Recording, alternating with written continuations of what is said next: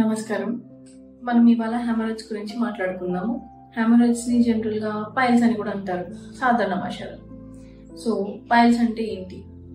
మనకి anal region లో అంటే మోషన్ పాస్ చేసే చోట వెయిన్స్ ఒకవేళ స్వెల్ అయితే, వాపు వస్తే దాన్ని మనం పైల్స్ అని పిలుస్తాం. ఇది ఎవరికి ఎక్కువ వస్తుందంటే ఎల్డర్లీ పర్సన్స్ లో కానీ, ప్రెగ్నెంట్ లేడీస్ లో కానీ, బాగా బయట జంక్ ఫుడ్ తినే వాళ్ళకి కానీ ఎక్కువగా వస్తుంది. సో ఇది రావడం వల్ల ఏమవుతుంది అంటే సిమ్టమ్స్ వచ్చేసి మోషన్ పాస్ చేసేటప్పుడు కానీ చాలా బర్నింగ్ గా ఉంటుంది, పెయిన్ఫుల్ గా ఉంటుంది, ఆల్ ద టైమ్ ఇరిటేటింగ్ గా ఉంటుంది కొంతమందికి. ఇది ఉన్నప్పుడు ఏంటంటే బ్లీడింగ్ ఉండే ఛాన్సెస్ ఉంది, లేకుండా కూడా ఉంటుంది అనమాట.